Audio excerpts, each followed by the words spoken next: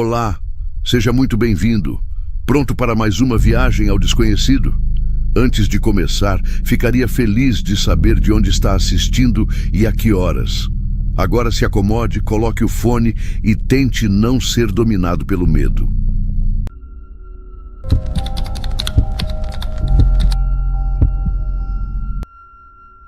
Escrever isso de dentro de uma cela não é nada fácil, porque o silêncio aqui é pesado e me faz pensar em cada escolha errada que eu fiz desde que era apenas uma menina, com medo de tirar uma nota baixa.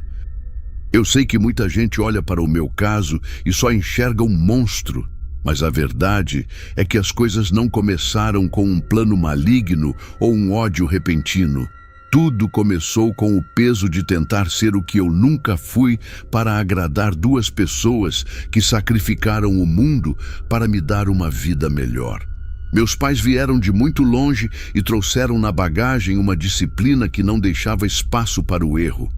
Então crescer naquela casa era como caminhar sobre uma corda bamba o tempo todo. Cada vez que eu chegava com um boletim, minhas mãos suavam, porque eu sabia que qualquer coisa abaixo da perfeição era vista como uma traição ao esforço deles. Quando eu entrei na adolescência, a pressão só piorou e eu me sentia sufocada por um futuro que eles escolheram para mim, sem nunca perguntar o que eu realmente queria ou sentia. A primeira mentira foi pequena, quase insignificante.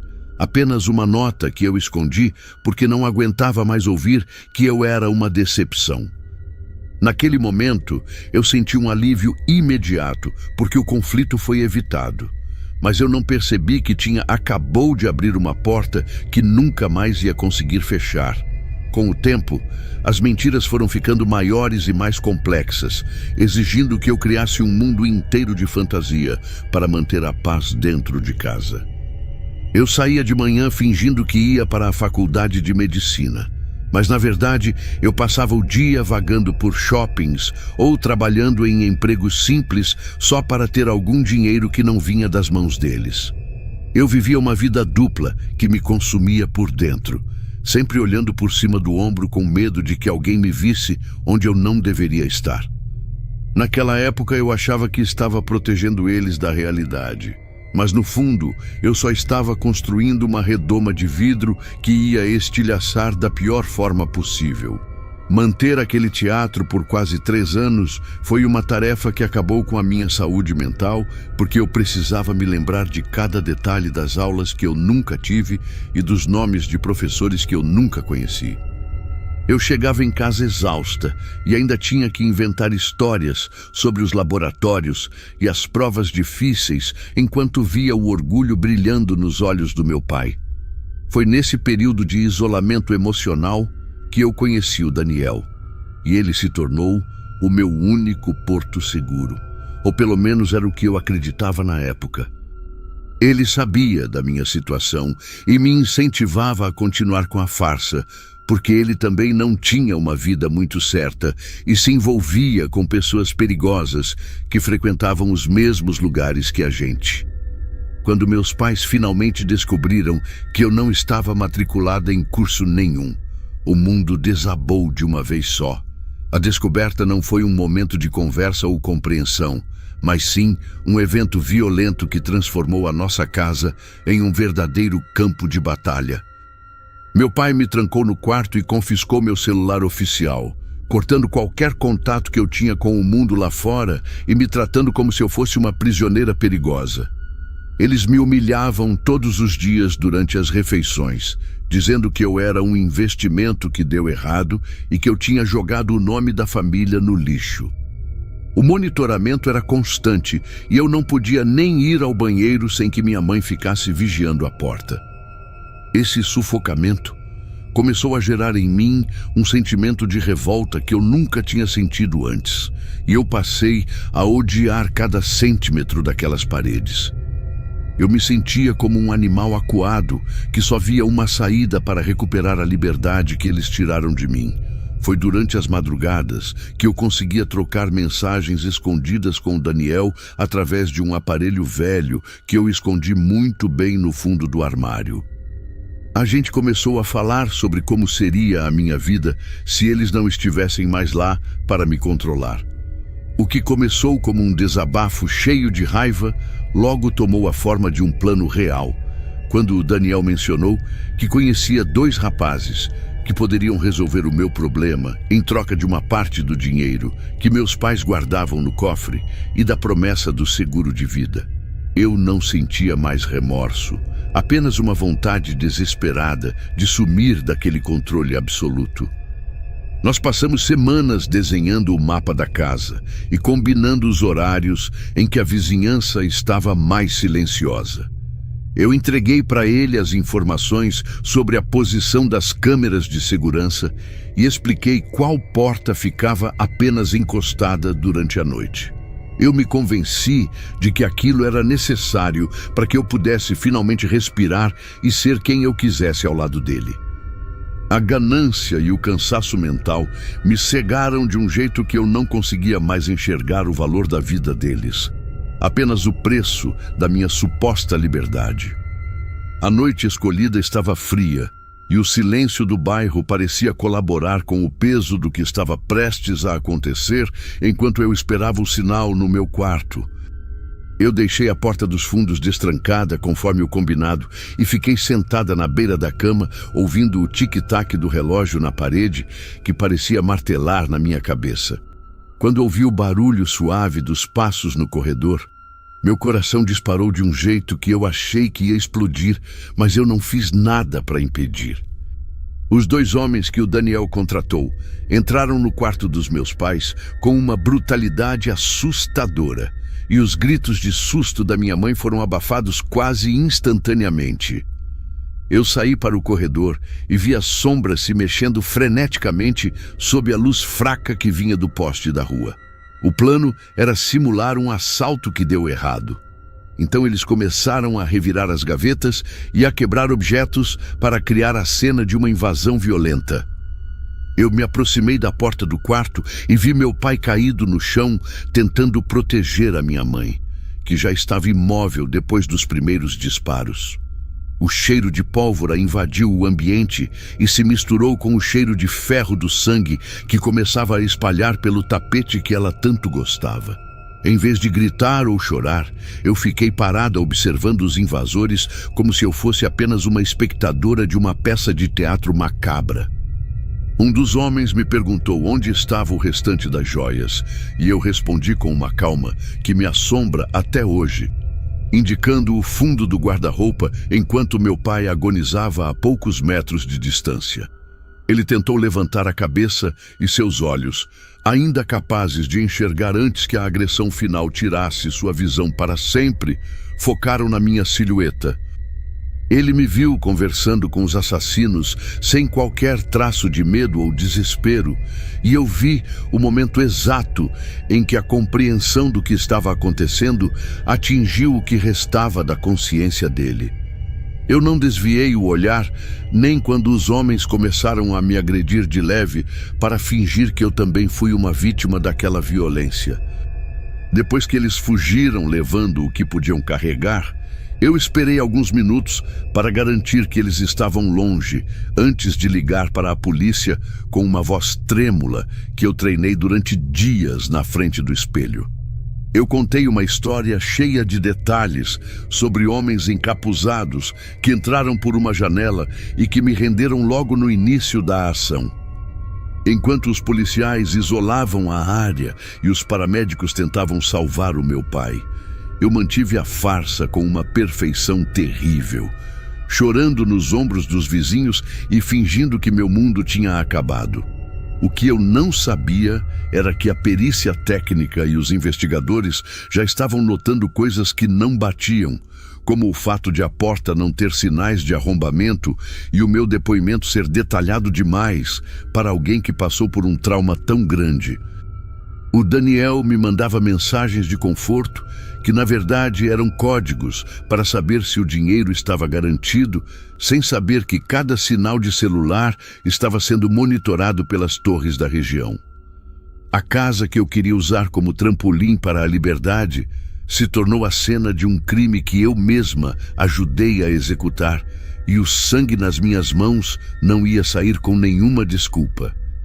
A máscara de vítima não durou mais do que 48 horas, porque a realidade dos fatos era muito mais sólida do que as minhas invenções.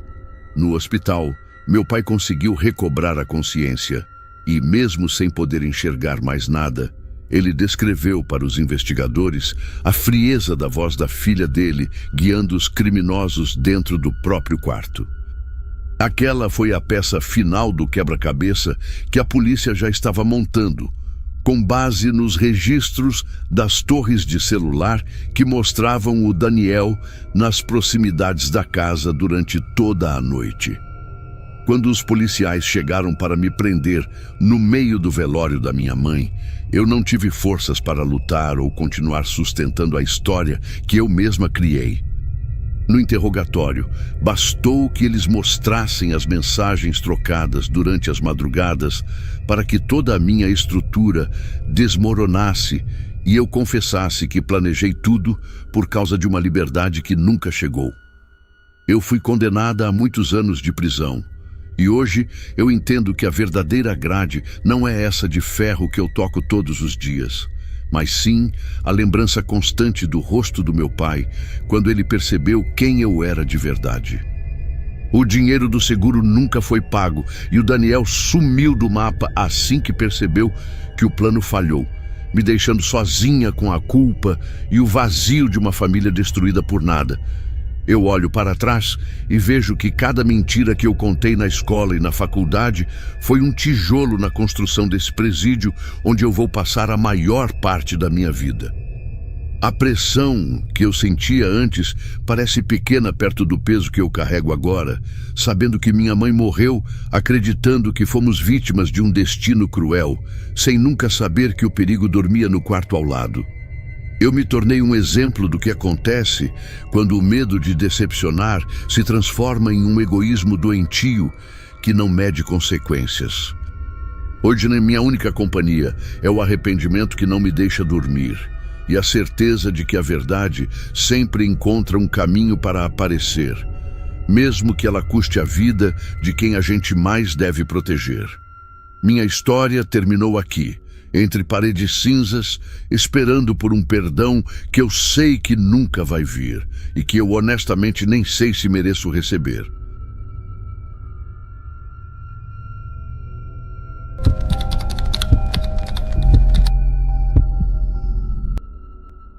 Trabalhar em planta de petróleo cria um tipo de amizade que a gente não encontra em qualquer lugar, porque o isolamento e o cansaço fazem a gente confiar muito em quem está do lado.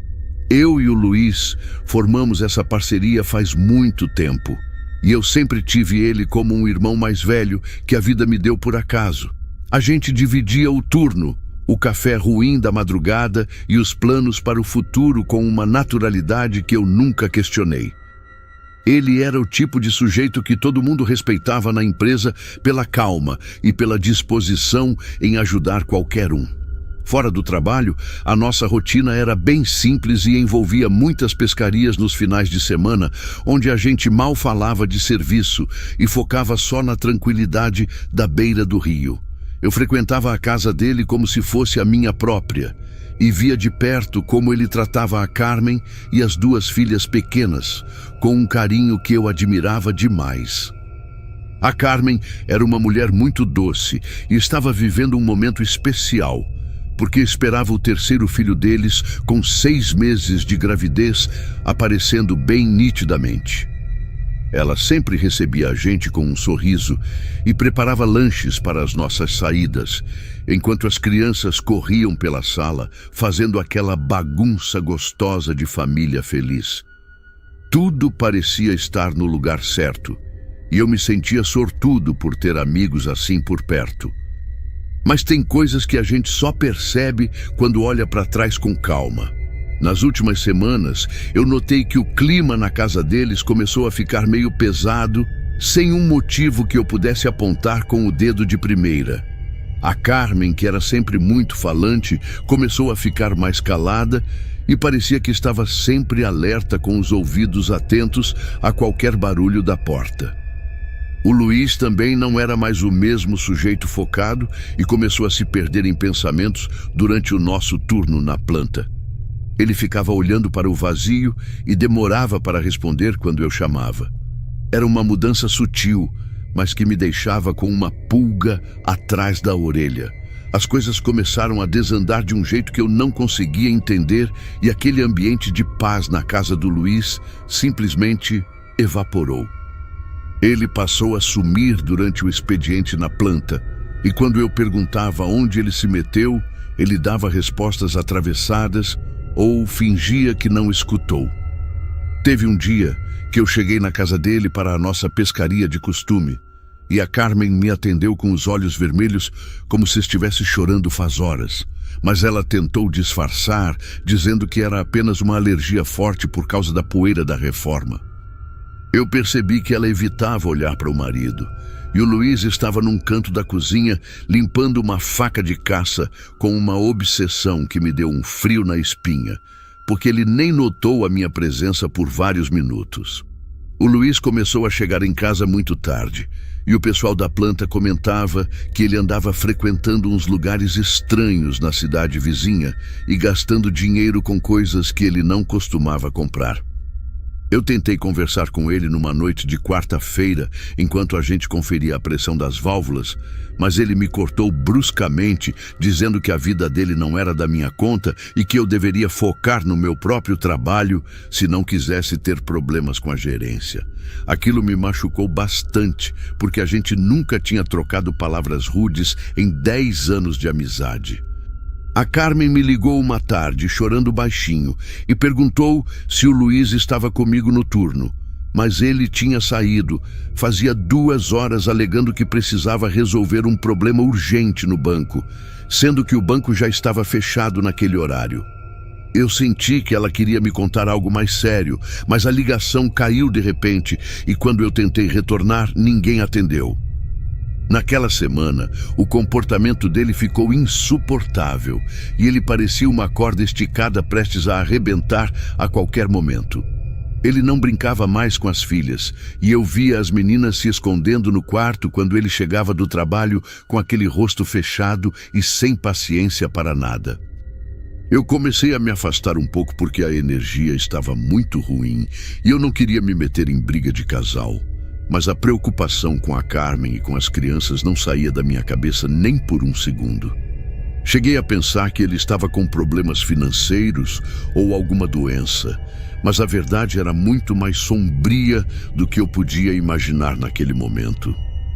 O ápice dessa estranheza aconteceu numa sexta-feira, quando ele apareceu na planta com um galão de combustível extra no carro e disse que ia fazer uma viagem longa para visitar um parente, mas eu sabia que ele não tinha nenhum parente morando para aqueles lados. O olhar dele estava completamente vazio e ele agia de um modo mecânico, como se estivesse seguindo um plano que já estava todo traçado na mente dele faz muito tempo.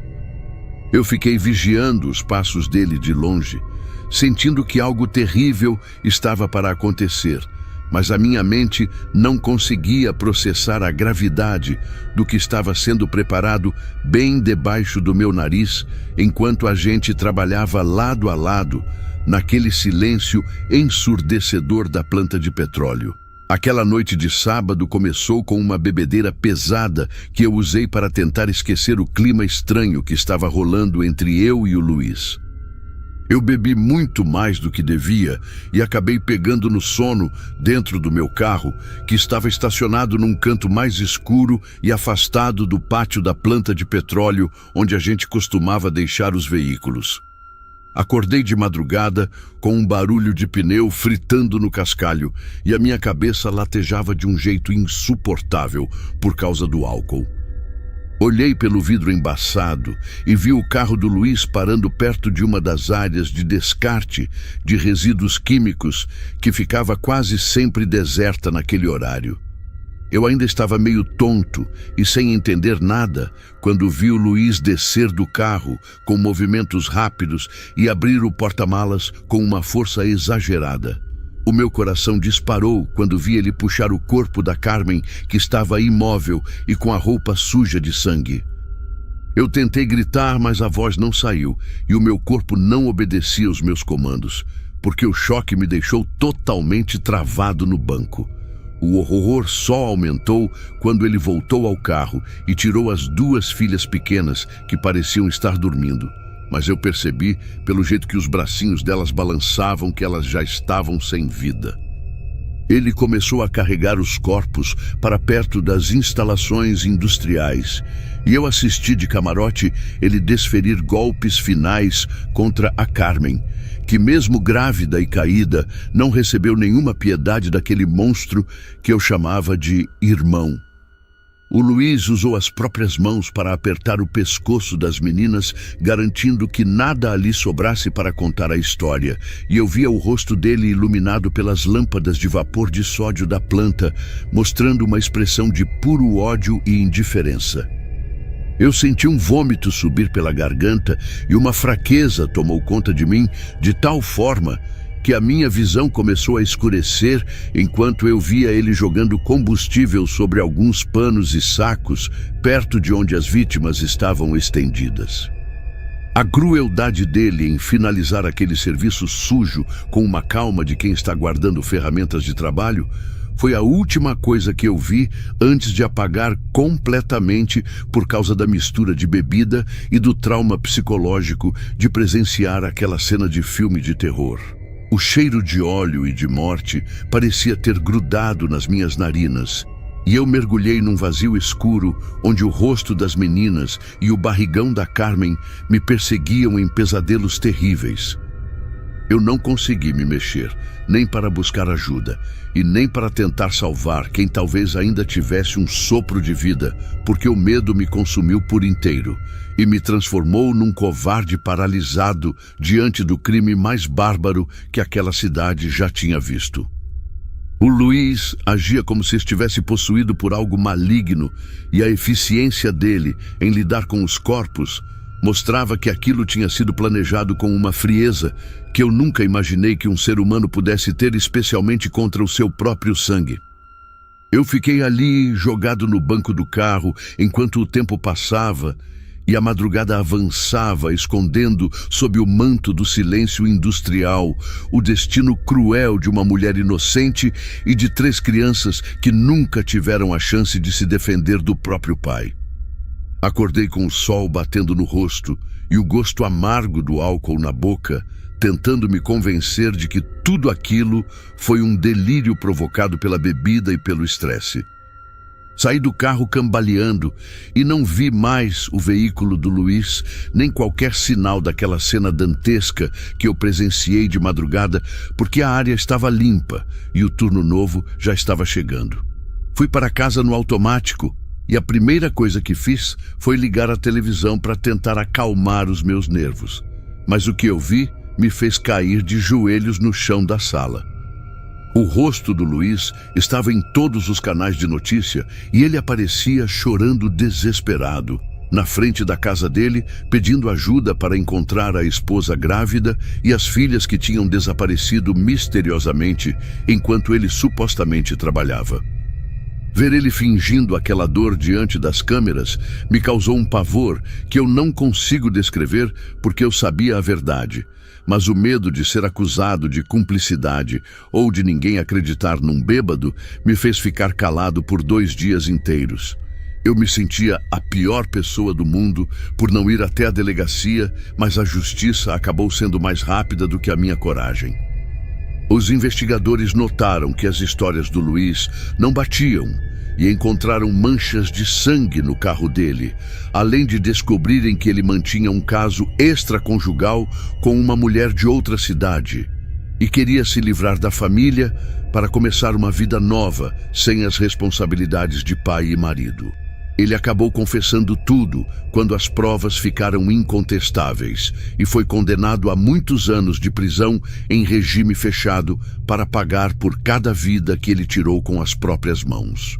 Eu abandonei o álcool naquele mesmo dia porque a culpa de ter desmaiado, em vez de lutar por elas, me consome até hoje. E eu sinto que carrego uma parte daquele crime comigo por ter sido omisso. Mudei de cidade e saí do emprego na planta, mas o silêncio da noite ainda me traz o som daquela madrugada de horror. Hoje eu sei que o mal não usa máscara e muitas vezes ele compartilha a mesa com a gente e nos abraça com sinceridade antes de revelar a sua verdadeira face de monstro.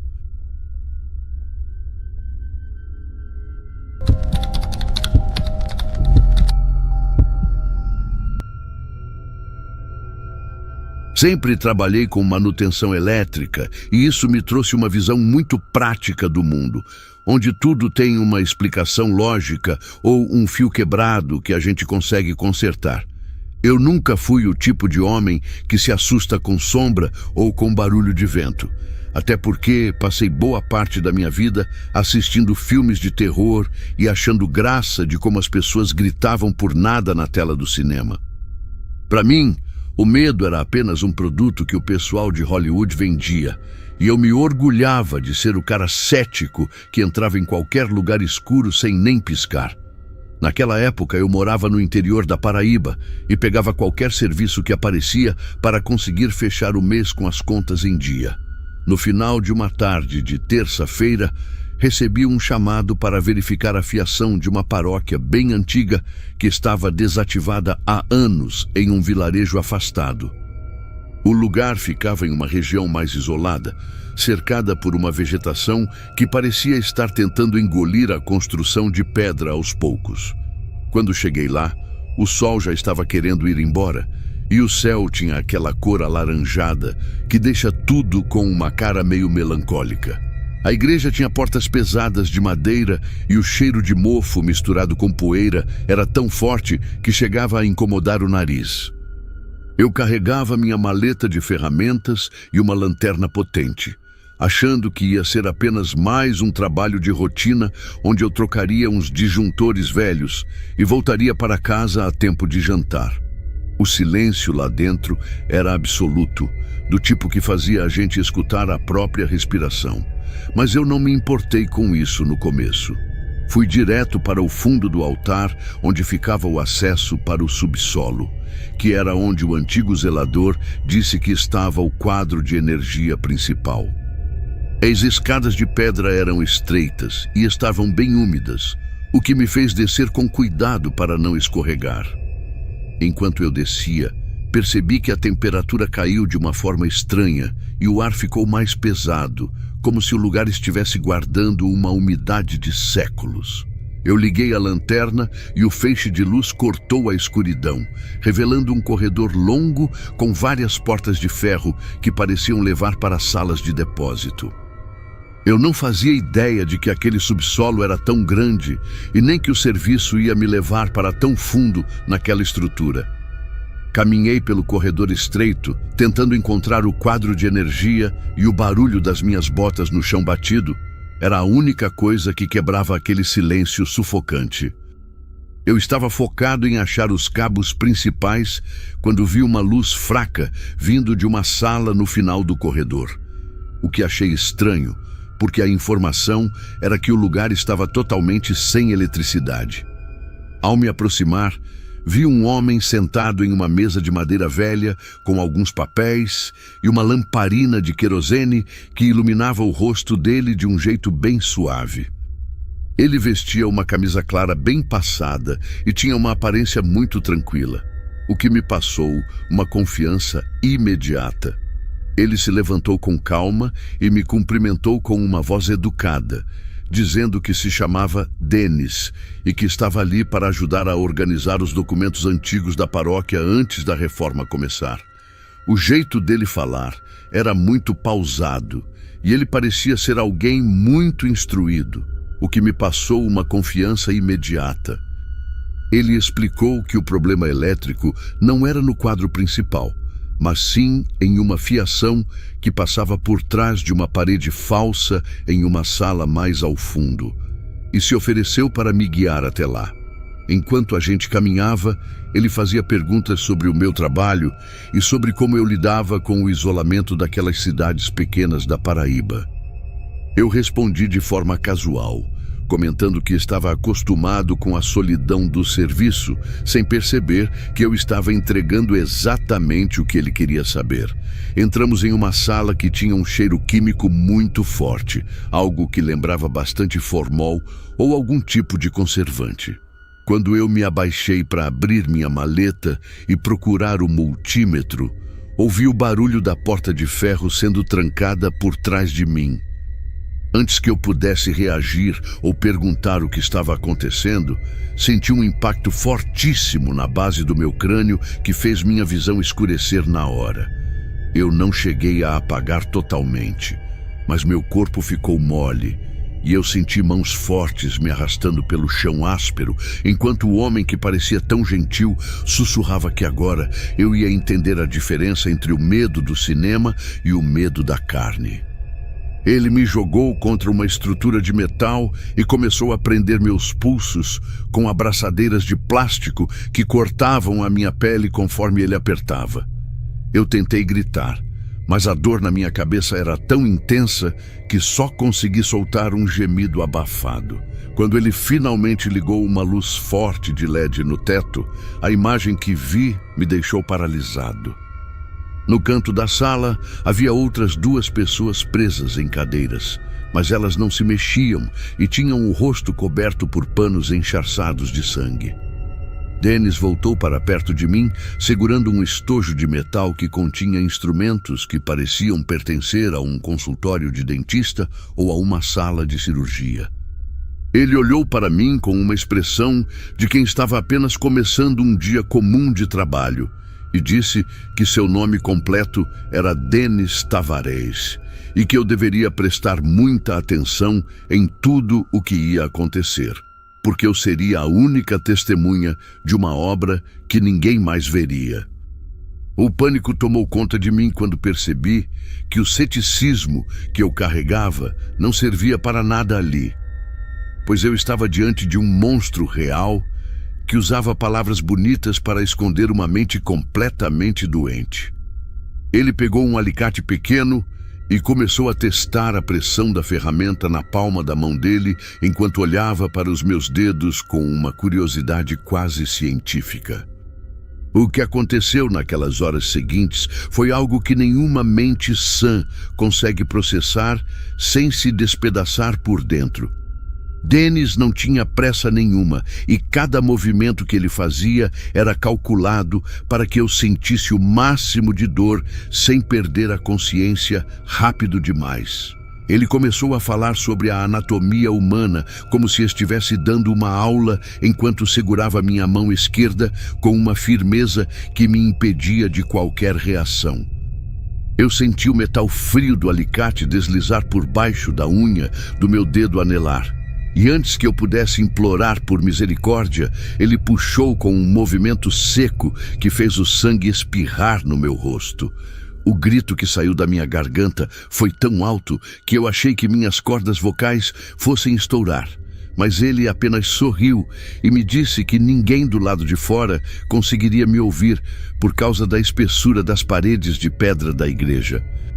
Ele repetiu o processo em mais 4 dedos, enquanto descrevia detalhadamente como os nervos reagiam ao trauma e eu sentia meu corpo entrando em um estado de choque que me fazia tremer sem parar. O pior não era apenas a dor física, mas a frieza com que ele tratava minha agonia como se eu fosse um objeto em uma bancada de testes. Depois de terminar com as minhas unhas, ele pegou um martelo de borracha e começou a bater sistematicamente nas articulações do meu pé direito, perguntando se eu conseguia sentir o exato momento em que o osso se transformava em fragmentos. Eu ouvi o som seco do meu metatarso partindo e a sensação foi de um incêndio subindo pela minha perna que me fez vomitar de tanta dor. Ele limpou o chão com um pano de forma meticulosa, porque detestava sujeira, e então se virou para as outras vítimas que estavam no canto da sala. Com uma precisão cirúrgica que me fez perceber que ele realmente entendia de medicina, Ele começou a usar um bisturi em um dos homens que estava desacordado e eu fui obrigado a assistir enquanto ele removia partes da pele daquela pessoa como se estivesse descascando uma fruta. O cheiro de ferro do sangue misturado com aquele produto químico que eu senti no começo ficou insuportável e eu fechei os olhos tentando me desligar daquela realidade, mas ele me deu um tapa forte no rosto e me obrigou a olhar tudo. Ele dizia que o horror só tem valor se houver alguém para observar e que eu tinha sido o escolhido para carregar aquela memória comigo.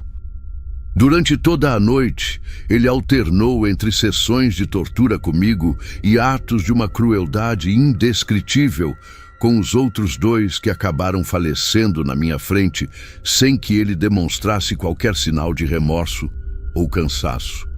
Quando o sol começou a dar os primeiros sinais de claridade, através de uma fresta minúscula no topo da parede, ele parou tudo e guardou as ferramentas no estojo de metal, com um cuidado absurdo.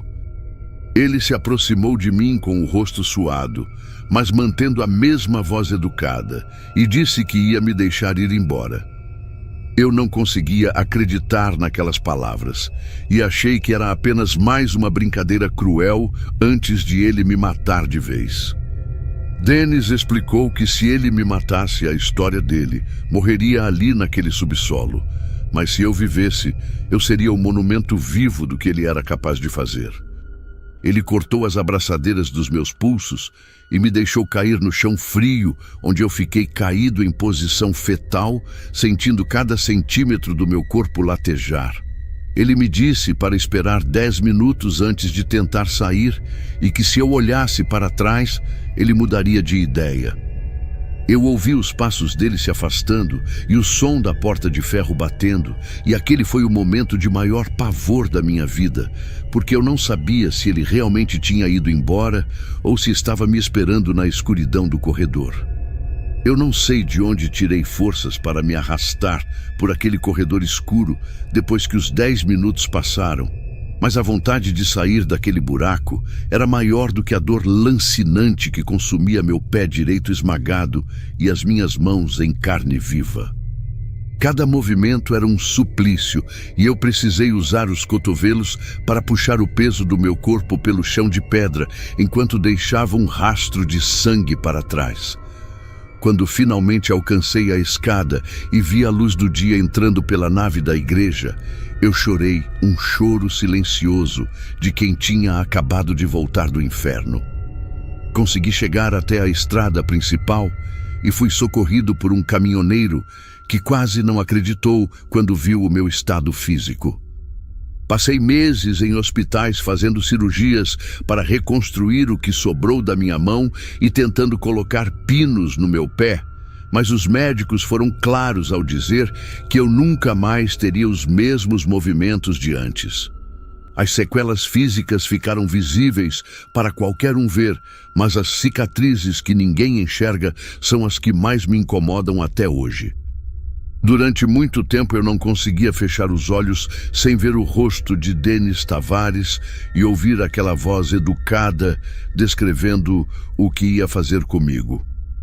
Demorou 20 anos para que a polícia finalmente colocasse as mãos nele, depois que ele cometeu um erro em outro estado, e o DNA dele foi ligado aos crimes daquela igreja na Paraíba.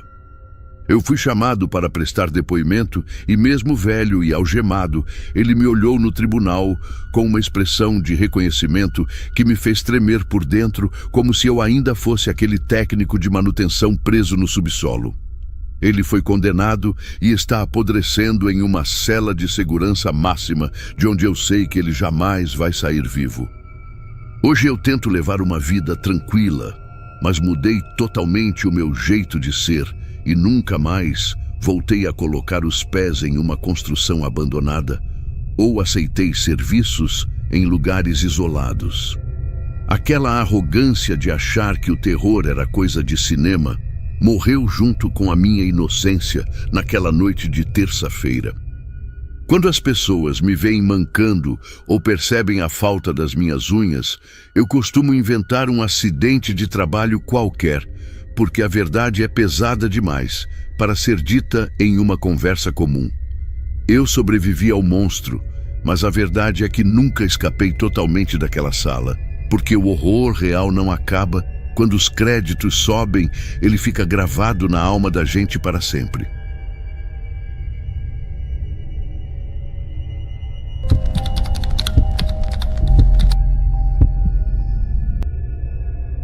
Sempre achei que a vida era feita de escolhas simples e que a gente sempre teria tempo para consertar o que deu errado no caminho.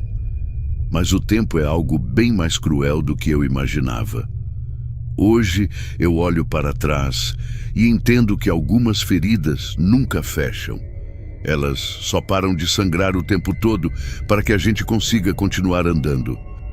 Eu decidi escrever isso porque guardar tudo aqui dentro estava ficando pesado demais. E talvez colocar as palavras no papel me ajude a entender como alguém tão cheia de luz pode ter cruzado o caminho de tanta escuridão. Fazia uns 3 anos que eu conhecia a Paola e desde o primeiro dia ela me pareceu uma pessoa que não cabia em si de tanta vontade de viver. Ela era artista, pintava quadros que ninguém entendia direito, mas que passavam uma energia que eu nunca vi em outro lugar. A gente viveu uma história linda, um namoro que durou pouco mais de 1 ano e que terminou de um jeito muito maduro, sem brigas ou traições, apenas porque percebemos que nossos ritmos de vida estavam ficando diferentes demais. Eu queria estabilidade, um emprego fixo e rotina, enquanto ela queria conhecer o mundo, viajar com a mochila nas costas e descobrir novas formas de se expressar. Mesmo depois que terminamos, a gente manteve um carinho imenso um pelo outro, daquele tipo que a gente sabe que pode ligar de madrugada se precisar de um favor ou de um ombro para chorar. Eu continuava acompanhando a vida dela de longe, torcendo por cada conquista, até que os comentários sobre o novo namorado dela começaram a chegar aos meus ouvidos. No começo, eu achei que era só ciúme bobo da minha parte, ou aquela sensação estranha de ver alguém que você amou seguindo em frente com outra pessoa. Mas o nome do Nildo sempre vinha acompanhado de um alerta ou de uma história mal contada. Ele era um cara bem mais velho que ela, com um jeito de quem manda em tudo e uma reputação bem complicada na cidade. Eu vi as fotos deles nas redes sociais e percebia que a Paola estava mudando. O brilho dela parecia estar ficando mais opaco e as roupas coloridas estavam dando lugar a tons mais escuros. Eu tentei me aproximar algumas vezes, mandei mensagens perguntando se estava tudo bem, mas as respostas eram curtas e pareciam que não eram escritas por ela. A tensão começou a crescer quando soube que eles tinham brigado feio em um bar e que ele foi bem agressivo na frente de todo mundo. Naquela noite, eu não consegui dormir direito, sentindo que algo estava muito errado, mas eu não tinha o direito de intervir na vida dela, ou pelo menos era o que eu pensava na época. Os meses que seguiram foram marcados por um silêncio angustiante que vinha da parte dela e por um falatório cada vez mais pesado nas ruas. Eu tentava focar no meu trabalho e na minha rotina, mas sempre que eu passava pela Praça Central ou pelos cafés que a gente costumava frequentar, alguém vinha me contar alguma situação desagradável envolvendo o Nildo. O pessoal dizia que ele controlava o celular dela, que ele não deixava mais ela ver as amigas de longa data e que ele tinha acessos de fúria por qualquer motivo bobo. Eu me sentia de mãos atadas, porque todas as vezes que eu tentei ligar para ela, o telefone dava desligado ou quem atendia era ele com aquela voz grossa e intimidadora, perguntando o que eu queria com a mulher dele. Aquilo me subia o sangue, mas eu sabia que se eu batesse de frente, quem sofreria as consequências seria a Paola. Chegou o mês de dezembro, e com ele o tradicional festival de música da nossa cidade, um evento que ela amava e que nunca perdia por nada nesse mundo. Eu fui com alguns amigos, tentando me distrair, mas meu olhar vasculhava a multidão o tempo todo procurando por ela. Foi por volta das 20 horas que eu finalmente a vi perto do palco principal. Ela estava com um vestido claro, mas o semblante dela não combinava com a festa. O Nildo estava ao lado dela, segurando o braço dela com uma força que me pareceu exagerada, como se ela fosse fugir a qualquer momento. Quando nossos olhos se cruzaram por um breve segundo, eu vi um pedido de ajuda mudo que me gelou a espinha de um jeito que eu nunca senti antes. Ela tentou sorrir para mim, mas foi um movimento mecânico e sem vida. E logo o Nildo percebeu a nossa troca de olhares e a puxou para longe com agressividade. Eu vi os dois caminhando em direção à saída do festival e aquilo me deixou em um estado de alerta total. Meus amigos diziam para eu relaxar, que eles eram um casal e que as discussões eram normais, mas o meu instinto gritava que o perigo era real. Eu tentei me divertir, mas não conseguia tirar aquela imagem da cabeça. A Paola parecia relutante. Ela não queria ir embora com ele.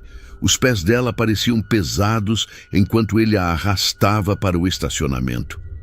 O tempo passou e a festa continuou. Mas para mim, o som da música virou apenas um ruído de fundo. Já passava da meia-noite quando a ansiedade se tornou insuportável. E eu decidi ir embora. Peguei meu carro e comecei a dirigir sem rumo pelas estradas que saíam da cidade, pensando onde eles poderiam ter ido. Eu sabia que o Nildo tinha uma casa de campo, mas também sabia que ele costumava parar em um posto de serviço que ficava na saída da rodovia para comprar bebida. Alguma coisa me dizia para ir até lá. Enquanto eu dirigia, as mãos suavam no volante e eu lembrava de cada detalhe do rosto dela naquela noite, o desconforto evidente e a forma como ela baixou a cabeça quando ele gritou algo no ouvido dela. Eu cheguei no posto de serviço e vi o carro dele estacionado de qualquer jeito perto da conveniência. O lugar estava deserto, apenas as luzes fortes dos refletores iluminando o asfalto úmido. Eu desci do carro com o coração batendo na garganta e não vi ninguém na loja. Comecei a caminhar em direção aos fundos, onde ficavam os banheiros, sentindo um cheiro de medo no ar que eu não consigo explicar até hoje. Cada passo que eu dava, parecia que eu estava entrando em um pesadelo acordado, e o silêncio do lugar era interrompido apenas pelo barulho de uma torneira pingando em algum lugar lá dentro. Eu empurrei a porta do banheiro masculino e não vi ninguém. Então o meu desespero aumentou e eu fui até a porta do feminino que estava apenas encostada. Quando eu entrei naquele lugar, o mundo pareceu parar de girar e a realidade se transformou em algo que eu nunca achei que fosse ver fora de um filme de terror. O chão de azulejos brancos estava manchado de um vermelho vivo e a Paola estava jogada em um canto, perto de uma das cabines, de um jeito que nenhum ser humano deveria ficar. Eu me joguei no chão ao lado dela e minhas mãos tremiam tanto que eu mal conseguia tocar no rosto dela, que estava completamente desfigurado por causa dos socos e da violência. Ela estava inconsciente e a respiração dela era um ruído fraco, quase sumindo, enquanto eu percebia que as roupas dela estavam rasgadas e os sinais de que ela tinha sofrido uma agressão sexual eram claros e desesperadores. Eu comecei a gritar por ajuda, mas não apareceu ninguém. Então eu a peguei no colo com todo o cuidado do mundo, sentindo o corpo dela mole e o sangue quente sujando toda a minha camisa. Eu a levei para o meu carro correndo, ignorando qualquer protocolo de esperar uma ambulância, porque eu sentia que cada segundo que passava era uma vida que se esvaía. Durante o trajeto até o hospital, que ficava a uns 10 quilômetros dali, eu falava com ela o tempo todo. Pedia para ela não me deixar e dizia que tudo ia ficar bem. Mesmo sabendo que a situação era crítica, eu entrei na emergência buzinando e gritando. E logo os enfermeiros vieram com uma maca e levaram ela para dentro de uma sala de cirurgia. Eu fiquei ali no corredor, sentado no chão, olhando para as minhas mãos sujas e tentando entender como aquele monstro tinha sido capaz de fazer aquilo com uma pessoa que só queria ser livre. Passaram 2 horas que pareceram uma vida inteira, até que um médico apareceu com um olhar que já me deu a resposta antes mesmo dele abrir a boca. Ele me explicou que ela teve um traumatismo craniano muito grave por causa de batidas violentas contra a parede e que a perda de sangue foi severa demais para o corpo dela aguentar. A Paola morreu naquela madrugada, sem recuperar a consciência. E naquele momento eu senti um vazio que eu sei que nunca vai ser preenchido por nada. O meu luto durou pouco tempo, porque logo em seguida eu vi o Nildo entrando na recepção do hospital com a maior cara de pau do mundo. Ele chorava alto, se jogava no chão e dizia para quem quisesse ouvir que ele era o namorado apaixonado e que não sabia o que tinha acontecido. Eu quase avancei nele ali mesmo, mas os policiais que chegaram para colher o depoimento me seguraram enquanto ele começava a montar a rede de mentiras dele. Ele dizia que eles pararam no posto e que ela entrou no banheiro enquanto ele foi comprar cigarros, e que quando ele percebeu a demora e foi procurar, ela já tinha sido atacada por um desconhecido que fugiu pelos fundos.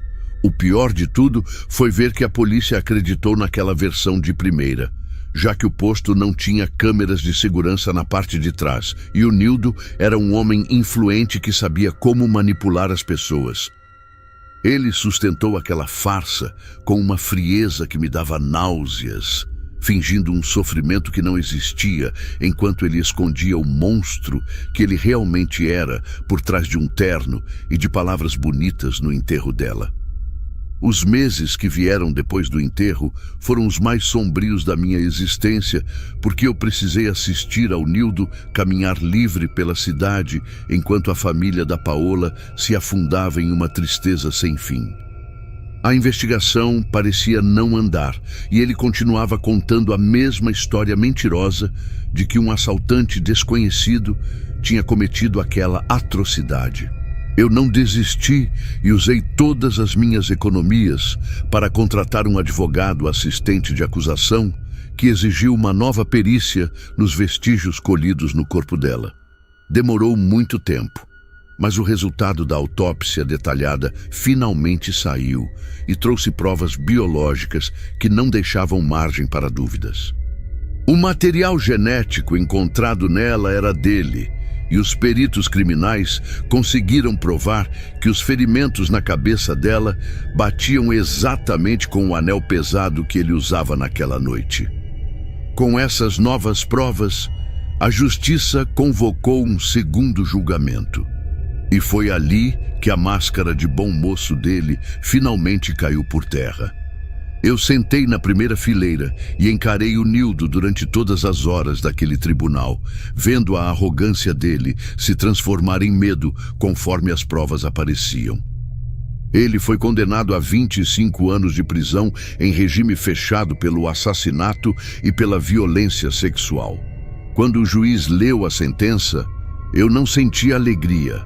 Eu só senti um alívio amargo, porque nada do que acontecesse ali traria a Paola de volta com os quadros dela e as cores que ela espalhava por onde passava. Hoje já se passaram alguns anos desde que tudo aconteceu e eu sigo tentando reconstruir os meus dias. Mas a verdade é que eu carrego uma culpa enorme por não ter tirado ela daquele carro quando vi o desconforto dela no festival. Eu aprendi da pior forma possível que os monstros não usam máscaras assustadoras. Eles vivem entre nós, usam roupas comuns e dizem que nos amam enquanto preparam o próximo ataque. Eu ainda sonho com o rosto frio do Nildo e com o silêncio daquele banheiro. Mas eu conto essa história para que outras pessoas fiquem alertas aos sinais. A liberdade dela custou a vida dela, e a minha paz morreu junto com ela, naquela estação de serviço, deixando apenas a lembrança de uma jovem que sonhava demais em um mundo que tem gente de menos disposta a proteger quem ama.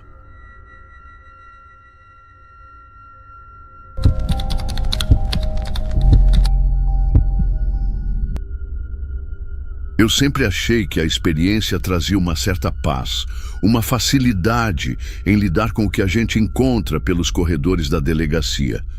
Mas a verdade é que o tempo só deixa a gente mais atento aos silêncios.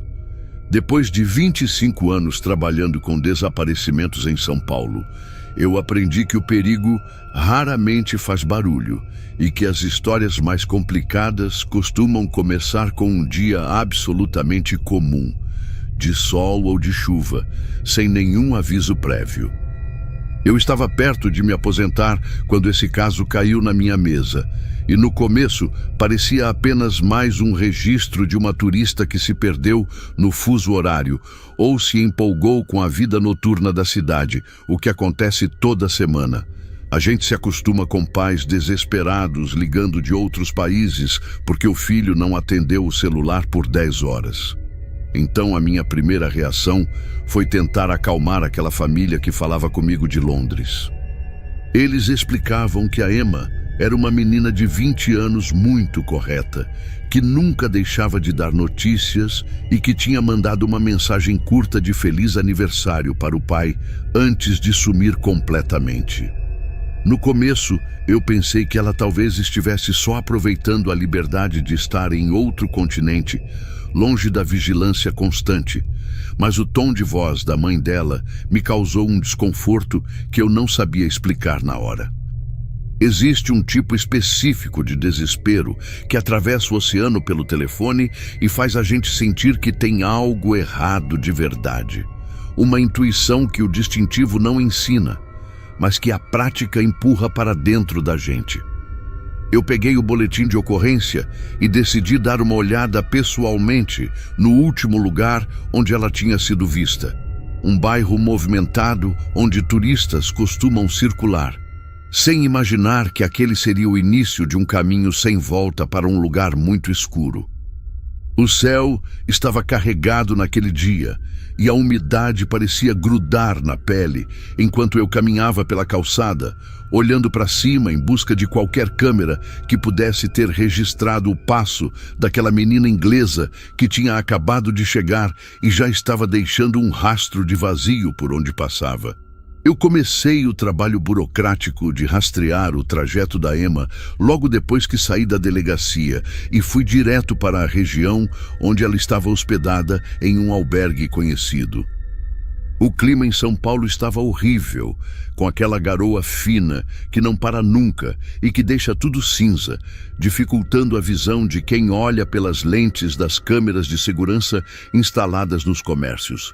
Eu passei horas dentro de salas apertadas e depósitos de lojas de conveniência, revisando gravações de baixa qualidade, até que finalmente encontrei o que procurava em um monitor de um café na esquina da Avenida Paulista.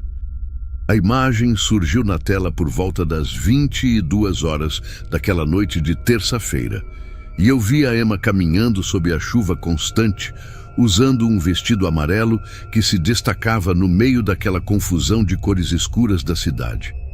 Ela não estava sozinha, o que já mudou completamente o rumo da minha investigação, porque as informações iniciais diziam que ela tinha saído para caminhar sem companhia. Ao lado dela, seguia um homem usando um boné preto que escondia boa parte do rosto, mas a linguagem corporal dele passava uma segurança estranha.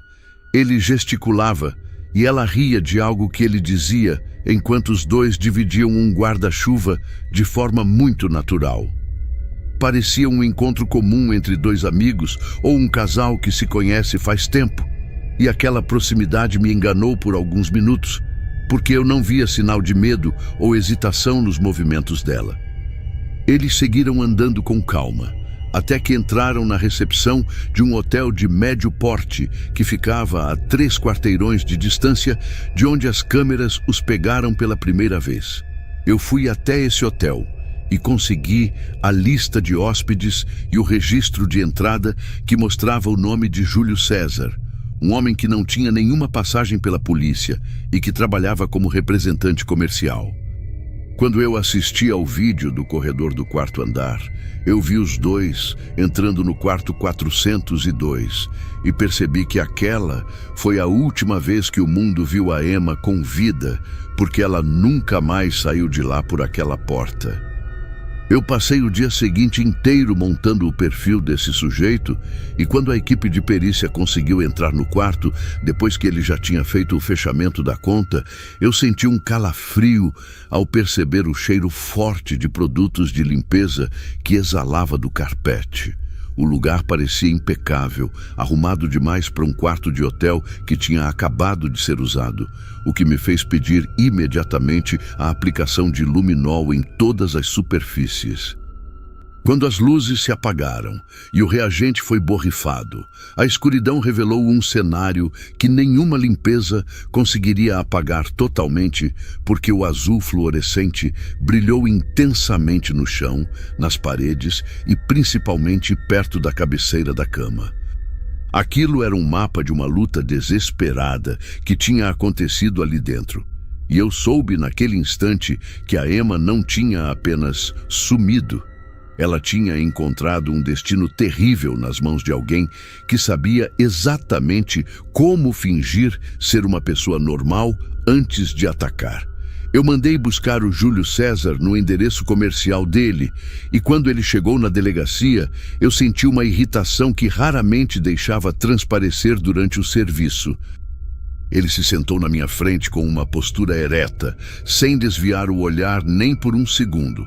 E o que mais me incomodava era o silêncio absoluto que ele mantinha enquanto eu listava as provas que já tínhamos em mãos. Ele não perguntou por que estava ali e não demonstrou a menor curiosidade sobre o paradeiro da Emma, agindo como se estivéssemos apenas conversando sobre o clima ou o trânsito lá fora. Quando eu comecei a questionar sobre o que tinha acontecido no quarto do hotel, ele me deu uma versão tão detalhada e tão ensaiada que parecia um roteiro de cinema gravado na memória dele. Ele descreveu o que comeram e o horário exato em que ela supostamente teria ido embora. Mas o excesso de precisão é sempre o primeiro sinal de que alguém está mentindo para tentar controlar a narrativa. Enquanto ele falava, eu recebi no meu computador os dados da quebra de sigilo digital do celular dele. E o que eu vi ali me causou uma náusea que quase me fez perder a postura profissional de detetive. Enquanto a Emma ainda estava viva e possivelmente rendida dentro daquele quarto, ele realizou buscas em sites de vídeos sobre práticas sexuais de asfixia e violência extrema contra mulheres. Logo depois do horário que a perícia estimou como sendo a hora da morte, ele pesquisou sobre como remover manchas de sangue de tecidos sintéticos e qual era a profundidade ideal para enterrar um volume pesado em terreno úmido. Eu joguei as fotos da perícia forense na mesa, as imagens sob o efeito do luminol que mostravam o rastro de sangue que ele tentou apagar com alvejante, e os olhos dele continuaram frios, sem um pingo de remorso ou susto. O laudo confirmou que ela sofreu um estrangulamento que durou vários minutos, um ato de crueldade que exige uma força física e uma frieza mental que pouca gente consegue imaginar. Eu então coloquei para rodar o vídeo da câmera de saída da garagem do hotel, que registrava o momento exato em que ele aparecia empurrando uma mala preta muito grande e pesada com uma dificuldade visível para colocar aquilo no porta-malas do carro. Ele ficou olhando para a tela por um tempo e pela primeira vez eu vi um movimento no canto da boca dele. Um vestígio de desdém, como se ele estivesse orgulhoso do que tinha feito e não se importasse mais em ser pego. A investigação avançou por coordenadas de GPS do carro dele, que nos levaram até uma estrada de terra batida em uma região montanhosa e isolada na periferia da cidade.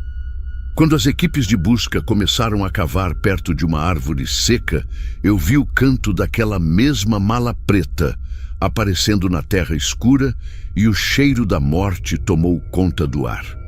Nós abrimos o zíper e encontramos o corpo daquela menina inglesa que tinha vindo para o Brasil em busca de sonhos, mas que terminou ali, encolhida em uma posição fetal, como se estivesse tentando se proteger de um ataque que nunca parou.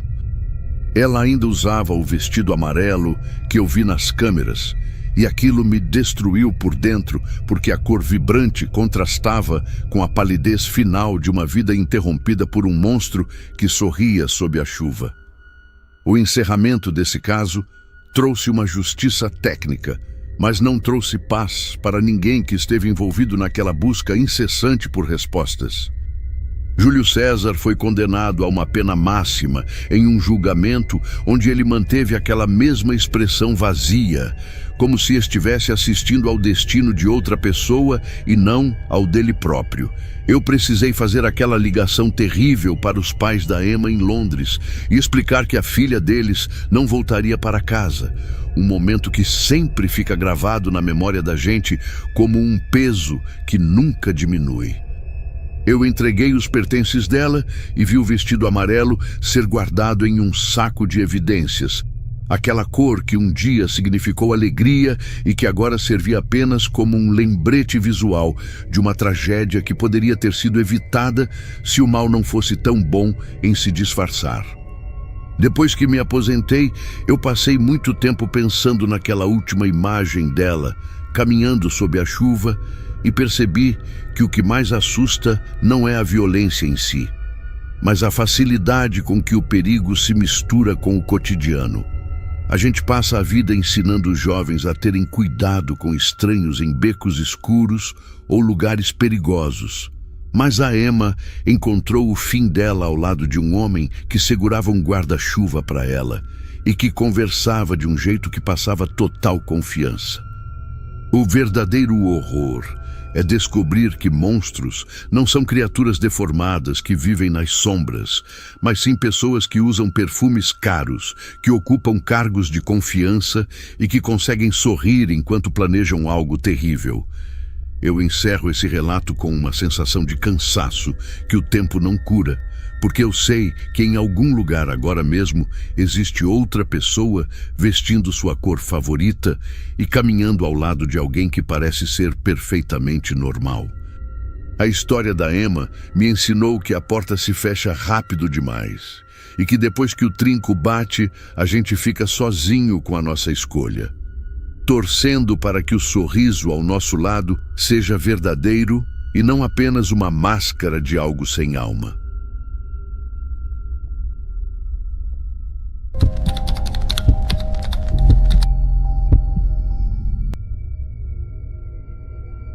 Sempre ouvi dizer que a noite em São Paulo tem uma energia própria, algo que oscila entre a liberdade total e um perigo que a gente finge que não existe para conseguir trabalhar. Eu dirijo táxi na madrugada faz quase 10 anos e já vi de tudo um pouco. Desde gente saindo de balada, chorando por amor, até executivos que mal conseguiam falar o endereço de tanto cansaço. A gente acaba criando uma casca, um jeito de ler as pessoas só pelo modo como elas abrem a porta ou como dão boa noite. E eu sempre me orgulhei de ter um instinto afiado para evitar confusão. Naquela terça-feira específica, o movimento estava estranhamente calmo e o ar estava carregado com aquela umidade que precede uma tempestade que nunca chega, deixando o asfalto com um brilho oleoso sob as luzes de mercúrio. Eu estava encostada perto de uma avenida movimentada, pensando seriamente em encerrar o turno mais cedo, porque o cansaço estava pesando nos meus ombros, quando vi um homem se aproximar da calçada com passos muito lentos. Ele usava um moletom escuro, com o capuz cobrindo parte do rosto, e carregava um volume por baixo do braço que ele parecia proteger com uma dedicação exagerada. Quando ele fez o sinal, eu hesitei por 2 segundos, mas o hábito de precisar fechar a meta do dia falou mais alto e eu parei o carro junto à guia. Ele entrou no banco de trás sem dizer uma palavra e o cheiro que invadiu o veículo era estranho, algo que lembrava mofo e metal, o que me fez franzir o nariz discretamente enquanto eu perguntava o destino. Ele apenas murmurou o nome de um bairro periférico, com uma voz tão baixa que eu precisei inclinar a cabeça para escutar, e então se acomodou de um jeito que me deixou desconfortável logo de cara. Ele não se encostou totalmente no banco, ficando em uma postura rígida, como se estivesse pronto para saltar a qualquer momento ou como se estivesse escondendo algo muito volumoso. Comecei a dirigir tentando manter a normalidade, mas o silêncio que se instalou era pesado e parecia que o oxigênio dentro do carro estava ficando mais escasso a cada quarteirão que a gente avançava naquela escuridão. Conforme eu avançava pelas ruas mais vazias da Zona Sul, aquela sensação estranha que começou na calçada só fazia aumentar e eu sentia meus pelos do braço arrepiados, mesmo com os vidros fechados. O passageiro continuava imóvel, uma estátua de pano escuro que não refletia a luz dos postes que passavam rápido por nós. E o que mais me incomodava era que eu não conseguia ouvir o som da respiração dele mesmo com o rádio desligado. Tentei puxar algum assunto banal sobre o trânsito ou sobre a previsão do tempo para ver se quebrava aquele gelo, mas ele nem sequer esboçou uma reação, permanecendo com o rosto abaixado e as mãos escondidas sob o volume que ele carregava. Ajustei o espelho interno para tentar ver os olhos dele, e foi nesse momento que o meu coração deu o primeiro salto de verdade, pois notei um brilho diferente vindo da mão direita dele, que estava parcialmente oculta pelo moletom. Não era o reflexo fosco de um celular ou o brilho de uma aliança, mas sim algo serrilhado e transparente que refletia os faróis dos carros em sentido contrário de um jeito cortante. Demorei alguns segundos para processar que aquilo era o gargalo de uma garrafa quebrada, segurado com tanta força que os nós dos dedos dele deviam estar brancos, e a ponta de vidro estava apontada exatamente na direção do meu banco.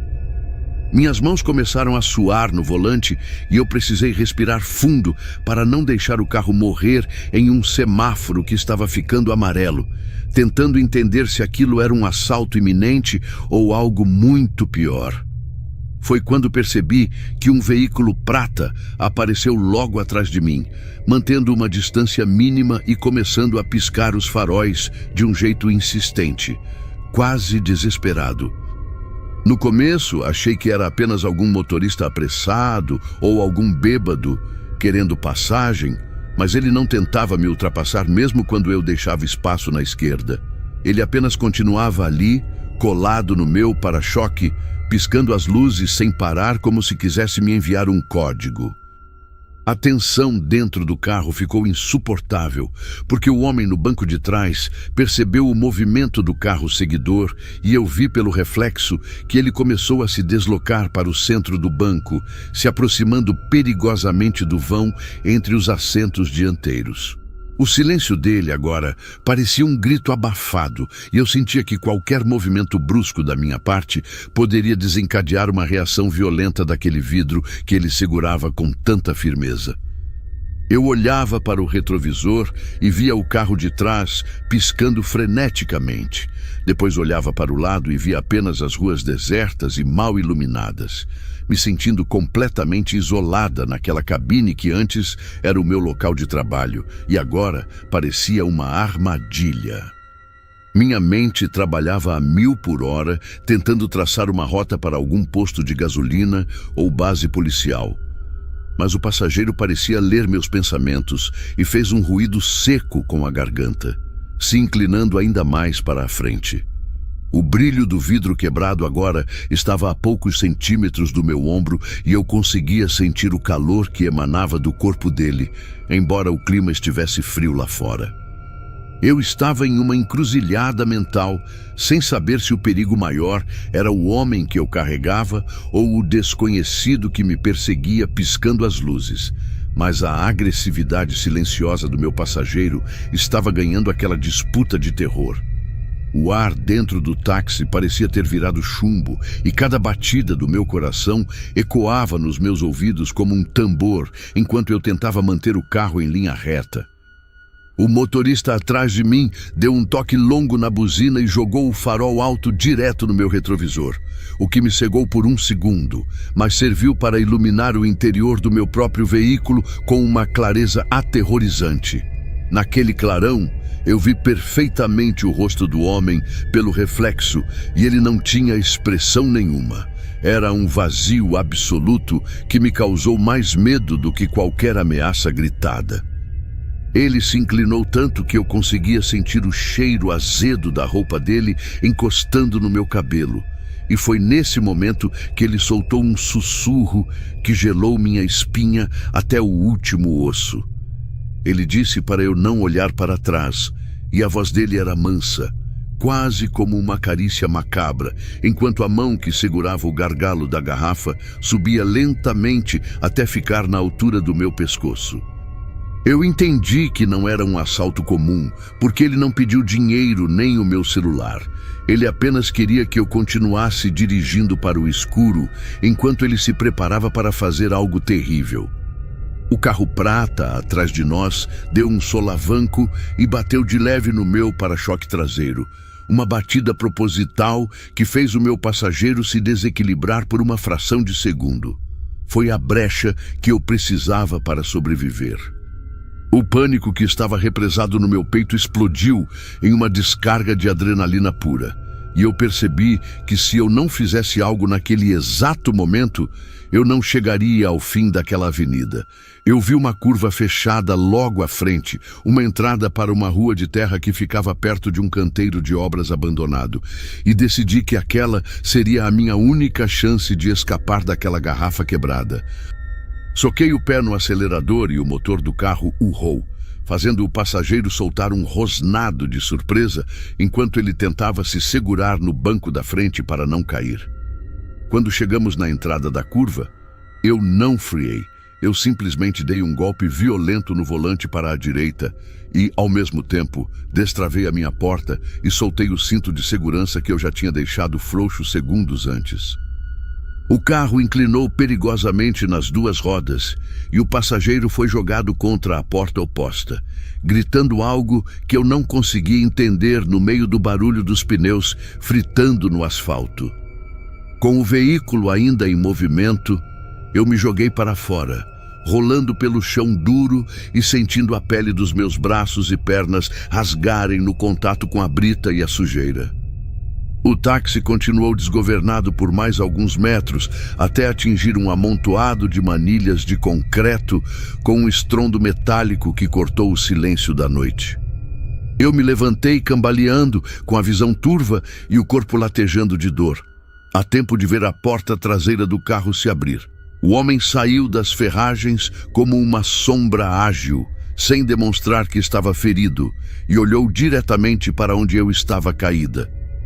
Mas ele parou no meio do caminho, porque o carro prata parou logo atrás de mim, com os pneus cantando, e o motorista saltou de dentro com uma barra de ferro na mão, gritando para o agressor se afastar.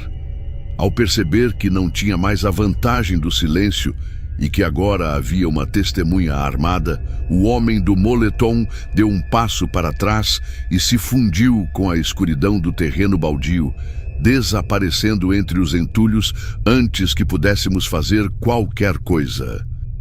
Eu fiquei ali, sentada no chão, sentindo o frio da terra e o calor do sangue escorrendo pelos meus cortes, enquanto o motorista do carro prata corria na minha direção para me ajudar. Ele estava pálido e as mãos dele tremiam tanto quanto as minhas, quando ele explicou que estava parado em um semáforo logo atrás de mim quando eu peguei aquele homem. Ele viu o momento exato em que o sujeito tirou a garrafa de dentro do moletom e começou a observar meus movimentos pelo espelho com uma expressão de caçador, e desde então ele decidiu que não me deixaria sozinha naquela estrada. Ele tentou me avisar de todas as formas usando os faróis e a buzina, mas o medo dele era que qualquer atitude mais drástica fizesse o homem atacar antes que eu tivesse uma chance de reagir. A polícia chegou 20 minutos depois. Vasculharam todo o terreno baldio e as obras ao redor, mas não encontraram nem sinal daquele sujeito ou do gargalo de vidro que ele usava como arma. O meu carro ficou destruído na frente e eu tive um prejuízo financeiro enorme, mas nada disso importava diante do fato de que eu ainda estava viva para contar aquela história. O problema é que a mente da gente prega peças depois de um trauma desses e a sensação de segurança nunca mais volta ao estado normal. Algumas semanas depois do ocorrido, eu estava voltando para casa em um ônibus, já que eu não conseguia mais nem chegar perto de um volante, quando o veículo parou em um farol ao lado de um táxi de outra cooperativa. Olhei para o lado por puro reflexo e meu mundo parou quando vi, sentado no banco traseiro daquele carro, um homem de moletom escuro com o capuz cobrindo o rosto da mesma forma que naquela noite. Ele não olhou para mim, mas a postura rígida e o jeito de segurar algo sob o braço eram idênticos, e eu senti um frio no estômago que me fez descer no ponto seguinte apenas para vomitar de nervoso. Hoje eu trabalho em uma loja de conveniência e nunca mais dirigi após o pôr do sol, porque sei que a noite guarda segredos que eu não quero mais desvendar. O reflexo em qualquer espelho agora é meu maior inimigo, pois sempre espero ver aquele vulto silencioso me observando por trás, esperando o momento em que eu vou baixar a guarda novamente.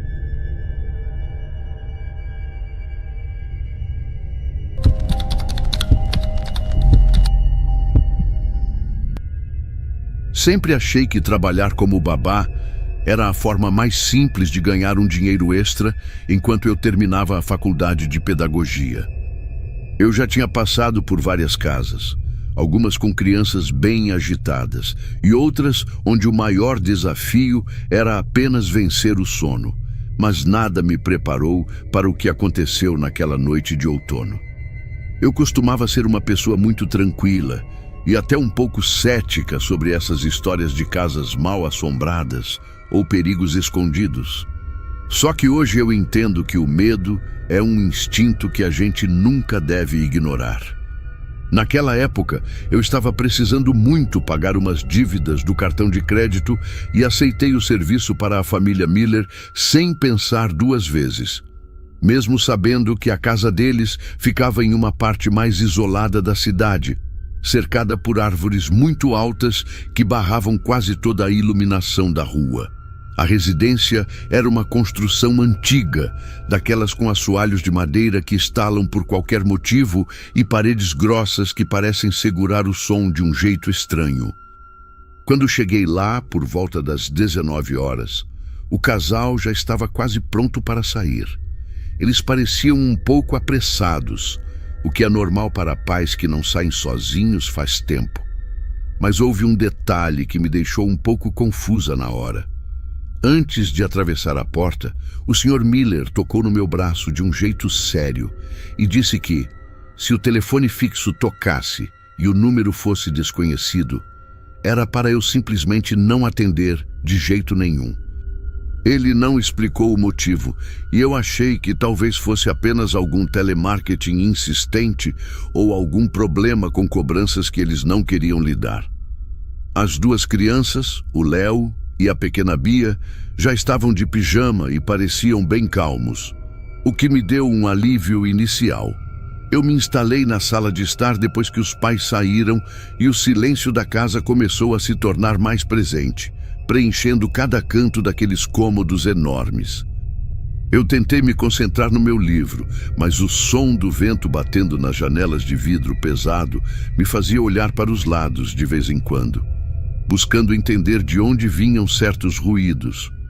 Depois que o carro dos pais sumiu na escuridão da estrada, eu me vi sozinha naquela sala imensa que parecia esfriar a cada minuto. As crianças não deram trabalho e logo foram para os quartos no andar de cima, me deixando com a tarefa de apenas monitorar o silêncio através da babá eletrônica que eu coloquei sobre a mesa de centro. Eu tentei me distrair com a televisão, mas o sinal estava péssimo e a imagem ficava chuviscando, o que me incomodou bastante naquela atmosfera de isolamento. Por volta das 21 horas, o som estridente do telefone fixo cortou o silêncio e eu dei um pulo no sofá porque o barulho era muito mais alto do que eu esperava. Eu me aproximei do aparelho que ficava em um móvel de madeira escura no corredor e vi que o visor não mostrava nenhum número, apenas uma mensagem de chamada privada. Lembrei na hora do aviso do Sr. Miller e deixei o aparelho tocar até que ele parou sozinho. Mas o silêncio que veio depois pareceu ainda mais pesado e desconfortável. Eu voltei para o sofá tentando me convencer de que era apenas uma coincidência. Só que 5 minutos depois, o toque começou novamente com uma insistência que me fez suar frio. Eu acabei atendendo por puro impulso e por medo de que fosse uma emergência com os pais das crianças. Mas quando encostei o fone no ouvido, não escutei nada além de uma respiração muito lenta e compassada. Eu perguntei quem estava falando e a voz de um homem, num tom muito baixo e sem qualquer emoção, perguntou se eu já olhou as crianças. Eu senti um arrepio percorrer toda a minha espinha e desliguei o telefone na mesma hora, sentindo meu coração batendo tão forte que eu podia ouvir o som no meu próprio pescoço. Eu subi as escadas correndo para verificar os quartos e vi que o Léo e a Bia continuavam dormindo profundamente, sem notar nada do que estava acontecendo lá embaixo. Eu conferi se as janelas estavam trancadas e voltei para a sala, tentando respirar fundo e manter a calma enquanto o relógio da parede marcava cada segundo de uma forma que me deixava agoniada. O telefone tocou pela 3ª vez e eu sabia que não deveria atender. Mas a curiosidade misturada com o pânico me dominou e eu puxei o fone da base antes mesmo do 2º toque. A voz repetiu a mesma pergunta, só que dessa vez ela parecia estar rindo de um jeito muito sutil e maligno, me fazendo perceber que aquilo não era um trote de algum adolescente da vizinhança. Eu comecei a questionar como alguém sabia que eu estava ali cuidando de crianças, e a ideia de que alguém estava me observando de algum lugar do jardim escuro me fez fechar todas as cortinas da sala com pressa. Eu me senti vulnerável naquela casa cheia de vidros e portas antigas que não pareciam tão seguras quanto eu imaginei no início da noite. O homem no telefone começou a descrever a cor da minha blusa e o jeito que eu estava sentada no sofá, o que me fez entender que o perigo era muito mais real do que eu queria acreditar. O pavor tomou conta de cada célula do meu corpo quando percebi que aquele homem conseguia ver cada movimento meu dentro da sala de estar. Eu joguei o telefone no chão como se ele estivesse pegando fogo e me encolhi perto da escada, tentando ficar longe da visão de qualquer fresta que as cortinas pudessem ter deixado. Eu não conseguia parar de tremer e o som do telefone tocando novamente, agora de um jeito quase frenético, parecia martelar dentro do meu crânio. Eu peguei o aparelho uma última vez com as mãos suadas e a voz agora não era mais um sussurro. Era um tom agressivo e autoritário que me ordenou a olhar as crianças de novo porque o tempo estava acabando. Eu comecei a chorar baixinho e disse que ia chamar a polícia, mas o homem apenas soltou uma risada seca e disse que ele estava me observando muito mais de perto do que eu imaginava. Assim que ele desligou, eu disquei o número de emergência com os dedos tropeçando nas teclas e expliquei a situação para a atendente com a voz totalmente embargada.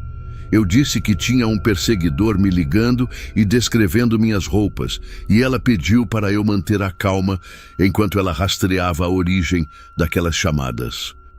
Foram os minutos mais tensos da minha vida inteira, e eu fiquei agachada no pé da escada, olhando fixamente para a porta de entrada e para as janelas, esperando que alguém tentasse arrombar a casa a qualquer momento.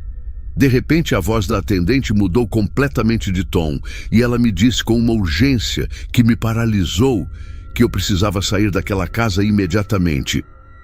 Ela disse que o rastreamento mostrou que as ligações não estavam vindo de fora ou de algum lugar do jardim, mas sim de uma extensão instalada dentro da própria residência. especificamente do andar de cima. O meu mundo caiu naquele instante, porque eu entendi que o perigo não estava tentando entrar. Ele já estava lá em cima com as crianças esse tempo todo. Eu não pensei em mais nada. O meu instinto de sobrevivência gritou mais alto e eu subi os degraus 2 a 2, ignorando o barulho que o assoalho fazia.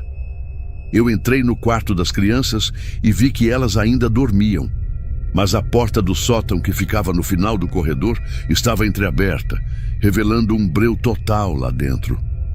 Eu peguei a Bia no colo de qualquer jeito e puxei o Léo pelo braço, acordando ele no susto, enquanto eu corria em direção aos fundos da casa, onde ficava a porta da cozinha. Eu sentia passos pesados vindo logo atrás de mim no corredor de cima e o som de algo metálico batendo contra o corrimão de madeira.